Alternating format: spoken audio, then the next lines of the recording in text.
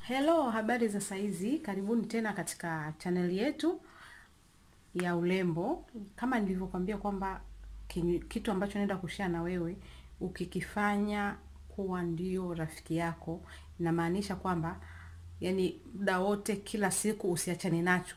I say habari za kitambi, tumbo kujikata, manyama uzembe kwenye mbavu hautakuja kuyapata kabisa, utakuwa tunasikia.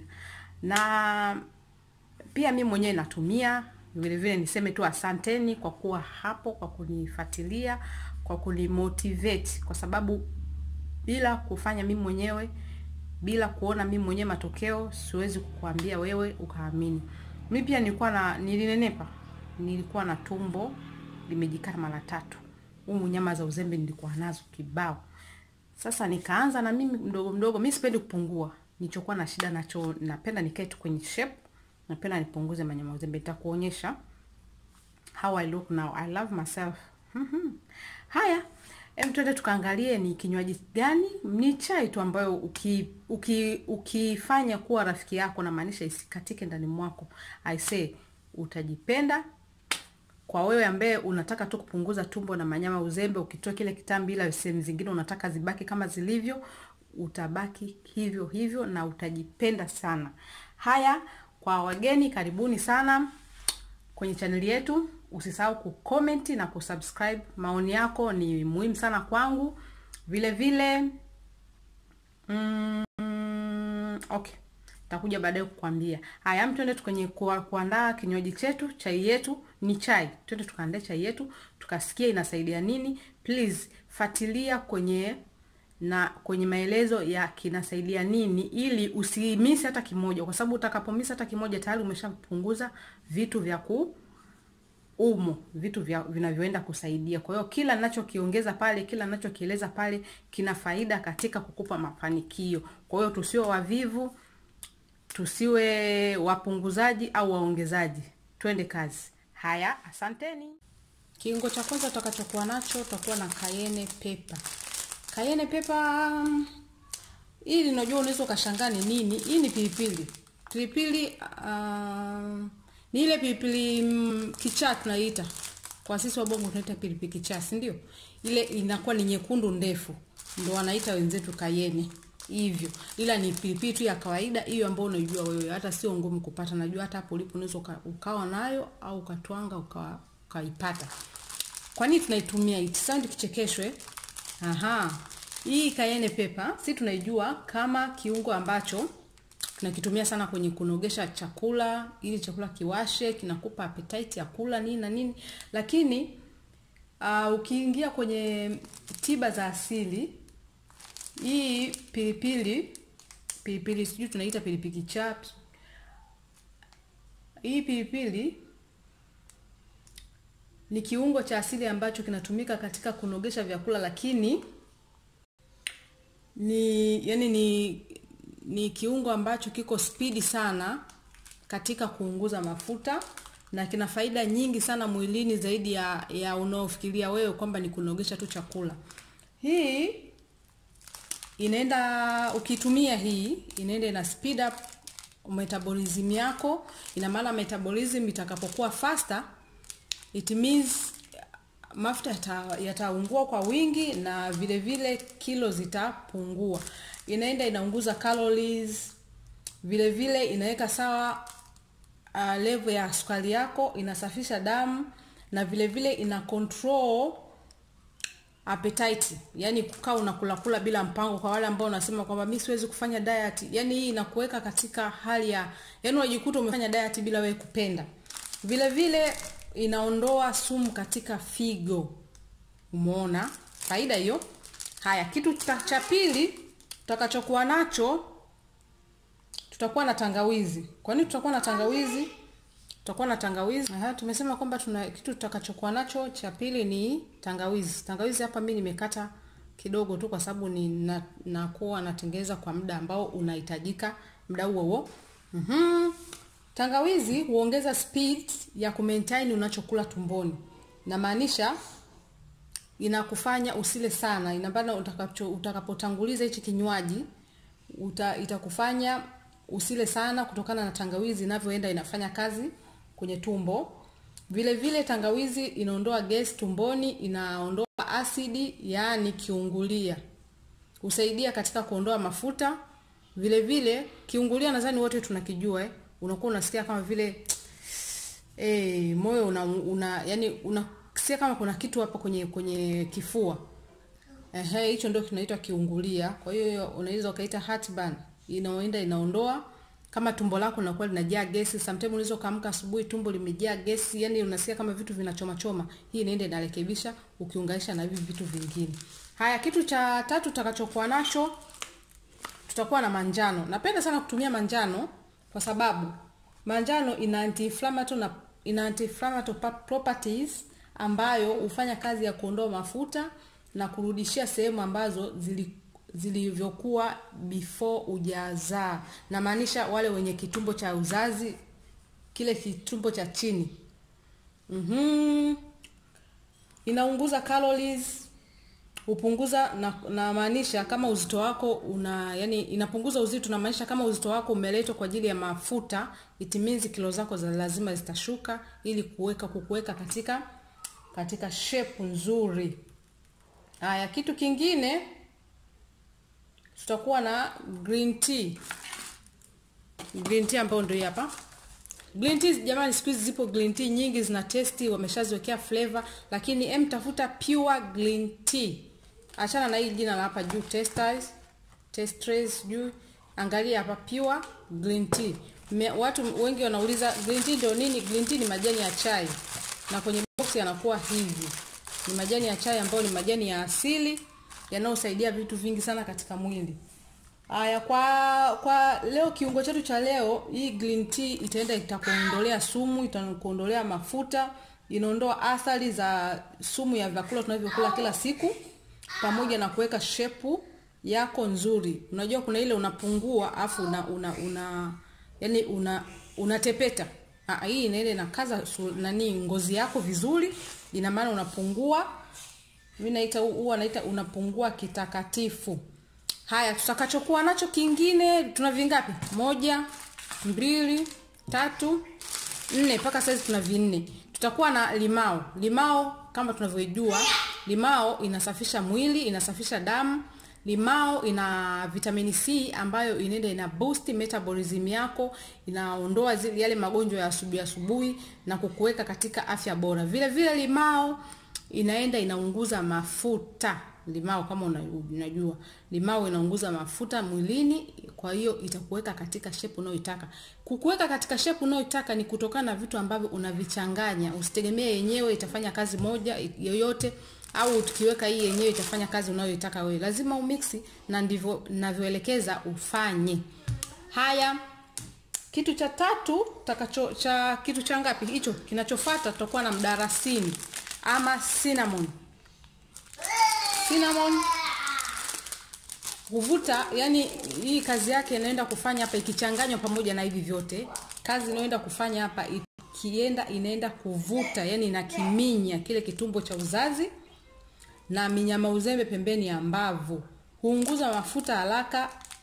Vile vile inasafisha damu, inapunguza mwili, inaondoa magonjwa ya moyo, inaweka blood sugar yako kwenye level vizuri, na vile vile inakupa afya njema.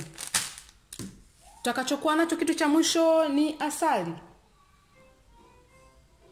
Asali inaenda kuwekea. Asali ikimixiwa humu kwenye hivi vitu vyote inaenda inaongeza kasi ya uyeyushaji wa mafuta, yani mafuta ambayo yako mwilini mwako yatayeyuka kwa kasi sana. Vile vile unajua ina sukari ya asili, kwa hiyo inaenda ina replace sukari ambayo ungetumia hii sukari za chemical, inaenda ina replace. Kwa hiyo itakuongezea joto. Vile vile hii cayenne pepper inaongeza joto mwilini. Kwa hiyo kama mafuta ya kuyeyuka yatayeyuka na kutolewa nje kwa njia ya joto. Kwa hiyo wewe mwenyewe ukinywa utasikia kabisa kwamba mwili umechemka. Yes, kuna kitu kinaendelea katika mwili wako. Umeona? Sasa vitu vyote viko vingapi? 1 2 3 4 5 6 ndio tutakavyokuwa navyo hapa. Haya, tuende kuona tunaandaa vipi. Kaa hapo stoke. Kikwangulio, taanza na tangawizi. Kumbuka unatengeneza kila saa, sio kwamba utengeze nyingi utakuwa unagawa na kunywa. Hapana, unatengeneza muda ambao unataka kula. Asubuhi kabla hujala kitu tengeneza. Mchana kabla hujala kitu tengeneza. Ina maana dakika 30 kabla hujala kitu ndio unakunywa hichi chakula nini. Kwa sababu ni kikombe kimoja nimekakata nusu aka. Kwa natia kwenye sufuria langu, nimechemsha maji kwenye keto tayari. Sasa hapa nitakachofanya naiweka jikoni kwa dakika 5. Nitakachofanya hapa nachukua mdalasini nimeusaga. Mdalasini utachukua robo kijiko. Utaweka humo. Alafu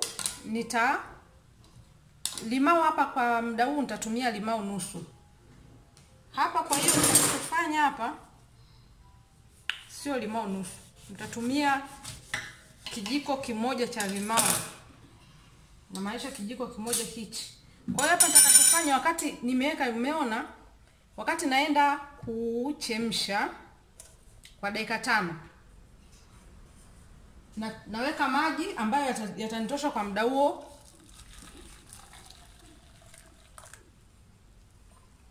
Maji haya yatanitosha kwa muda huo. Naweka jikoni kwa dakika 5. Wakati naweka jikoni hivyo, napenda kuchemsha mdalasini. Hapa ninachofanya hapa, sijataka niipikie pamoja na manjano kwa sababu manjano inakuwa inaharibu sana, kama ni kikombe, kama ni sufuria, kama ni chujio, inaharibu sana kutokana na rangi yake. Kwa hiyo ninachofanya hapa, nachukua manjano naweka kwenye kikombe. Manjano robo weka kwenye kikombe. Unachukua cayenne pepper robo unaweka kwenye kikombe. Unachukua limau unakamua.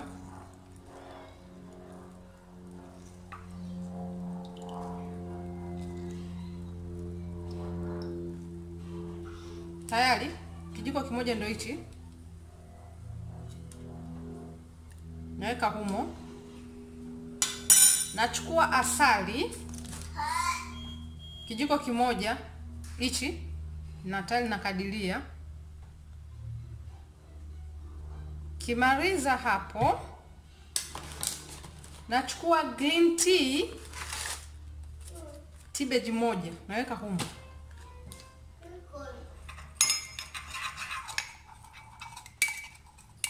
Kwa mpaka hapo kule tayari chai yangu itakuwa imechemka, kwa sababu jiko tayari nilikuwa nishaliwasha kwa muda mrefu. Kwa hiyo hapa ninachofanya, naichuja hapa.